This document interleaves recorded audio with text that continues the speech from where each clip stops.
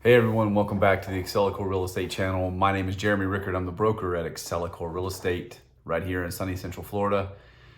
And if my eyes look tired, if they look red, it's not because I've been drinking. It's because it's been a long day, lots of data to process. And so I wanted to come on here and actually kind of break down a few things. It was a video that I had posted back in January. And I think the title of it was basically giving buyers here's your heads up. Don't kick yourself later. This is when you need to go ahead and buy. That was back in January or February, I think, when I posted that video. Aged pretty well. I don't like the fact that it aged pretty well because of the ramifications of what we have going on in the market, but it is what it is. And so I wanted to break down what is happening right now. Got a jobs report this morning, and the jobs report for the nation, when it's actually good, and the job report was more robust than what we actually thought it was going to be. 366,000 jobs, which is the highest jobs that have been added in a single month since January. So Jeremy, what does that have to do with real estate? It has everything to do with real estate right now, because as the Fed continues to see a robust jobs market, increase in jobs, an increase in a lot of employers hiring people, that indicates a robust economy. And that means that inflation is probably not going to slow down anytime soon unless they do what they've been doing all along and continue to raise the rates. I know nobody wants to hear that, but that's actually what's happening. I think on the average, well over 200,000 jobs have continued to be added to our economy month over month. And so we're continuing to see those interest rates go up. Now, they are not necessarily tied directly to the Fed's raising of the rate, but they are tied fairly closely to the 10-year Treasury yield. And so depending upon what investors feel about that particular investment, that does play and have a direct impact on the interest rates. Now, I want to talk about how that really is impacting buyers right now on the ground. I'll put some real true numbers to it. So in Wesley Chapel, the average price of a home is $432,000 right now. So if we use that, that's the number that I'm using, just the average price. If there's a lot of homes that are more expensive, some that are less, but the average $432,000 in Wesley Chapel. In January, based on the rates that were there in January, the payment, just the principal and interest, this is not including taxes and insurance. Now that is important. We'll come back to that at the end. But just the principal and interest on that payment was going to be $2,166. Now, today, October, not even a full year later, because the interest rates have continued to rise, that same house bought at the same price would now have a payment of $2,519. Now, that is an increase of $353 per month. And if you multiply that out over the course of a full year, that's $4,236.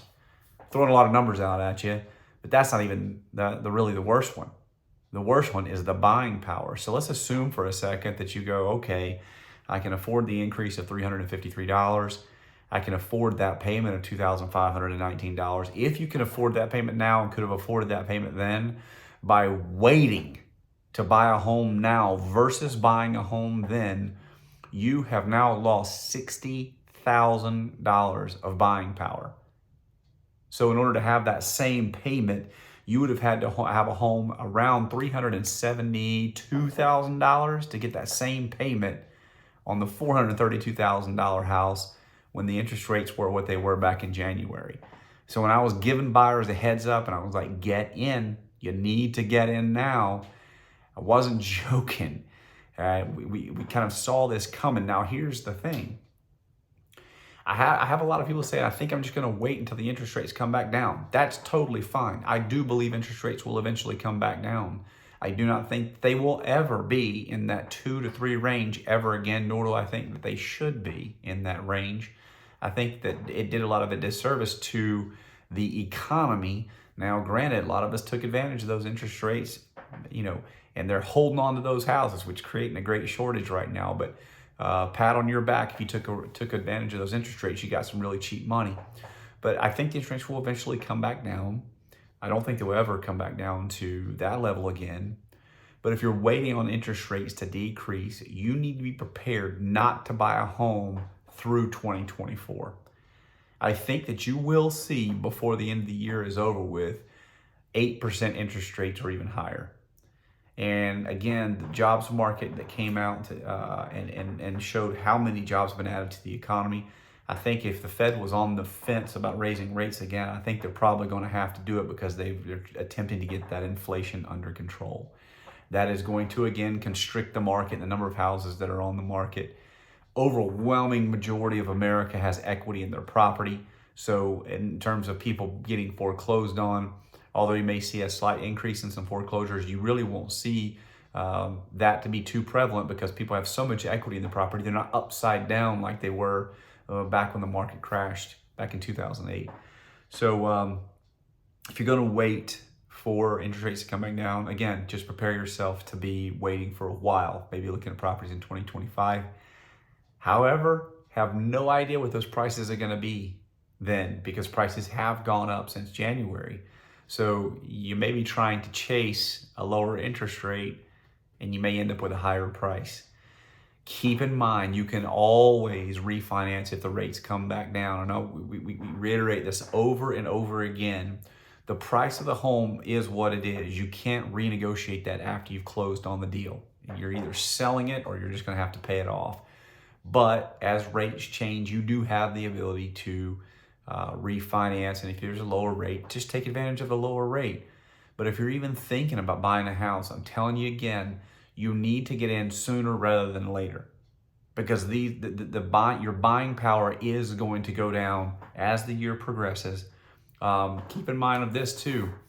Over the past 3 months, we have seen the affordability of housing go down every single month at a historic rate. So 3 months ago, it broke the record. It was the most unaffordable time in terms of affordability of housing. The next month, it was even more unaffordable. The next month, it was even more unaffordable.